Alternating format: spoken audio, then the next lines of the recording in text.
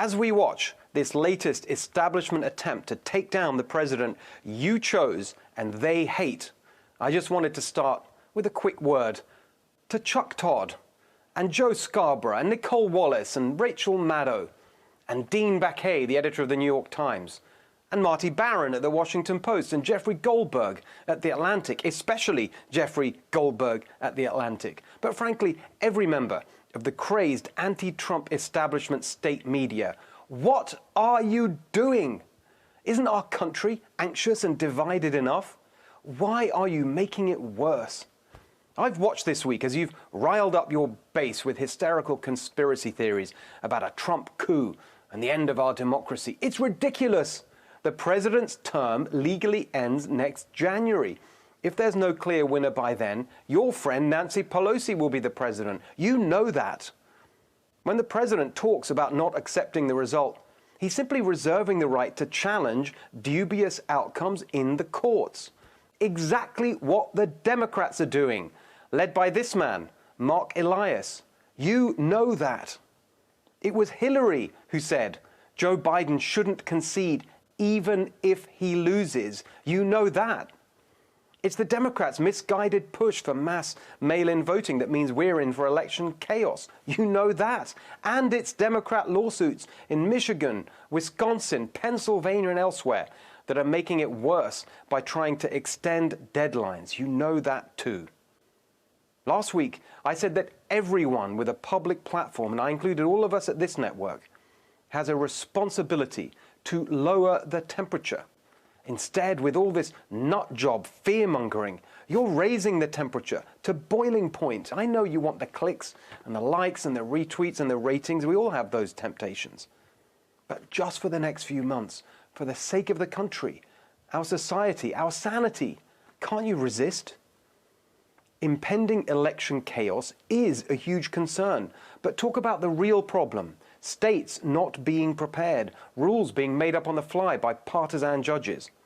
There are big, important, interesting issues at stake in the election. The direction of our economy, immigration policy, China, energy and the environment, racial justice, rising crime.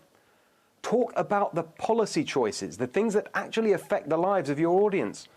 Not this reckless, cynical pandering to your base with wall-to-wall anti-Trump gossip and deranged, divisive fantasies.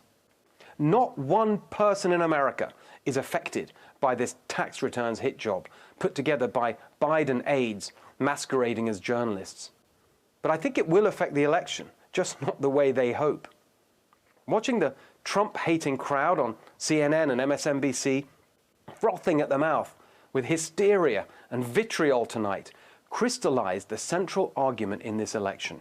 In 2016, the voters told the establishment they'd had enough of their failure. Suck up to China, endless war, screwing the workers while enriching themselves. When you see their desperation tonight to get their power back, it will rally people behind this president. In 2016, the people told the establishment they wanted change. After tonight, the message is clear. Tell them again. Right. We always try to focus on real issues here, and we'll start tonight with the Supreme Court and the president's nomination of Amy Coney Barrett. There is widespread agreement across the political spectrum that Judge Coney Barrett is an exceptional nominee. In fact, the most persuasive endorsement I've seen has actually come from this man, Noah Feldman. You may remember him as one of the liberal law professors who testified against President Trump in the impeachment hearings. He writes, "We have a Supreme Court nominee who's a brilliant lawyer, a genuine and good person, and when she's confirmed, I'm going to accept it as the consequence of the constitutional rules we have and the choices we collectively and individually have made. And I'm going to be confident that Barrett is going to be a good justice, maybe even a great one, even if I disagree with her all the way." That's the spirit we need in this country.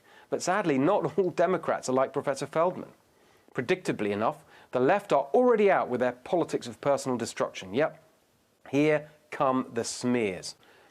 They smear Judge Coney Barrett's Catholic faith, falsely claiming her community is the inspiration for the dystopian Handmaid's Tale.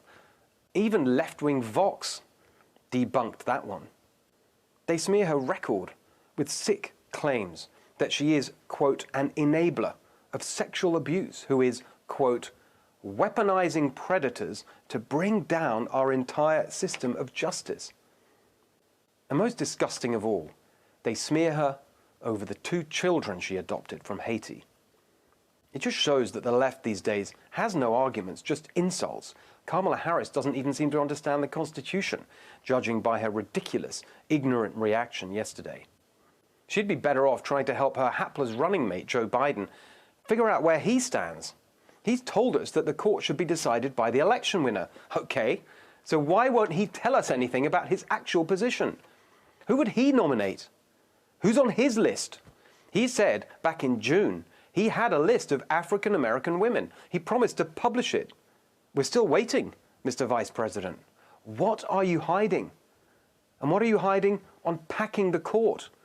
First you said you were against it. Now you say you won't answer. We know the answer. You won't tell us who you'd nominate or whether you'd pack the court because you've caved to the far left on this as on everything else. But you're trying to pretend you're still a moderate. You're not a moderate. You're not left either. You're nothing. Nothing but a stooge for the activists driving your party further and further to the left.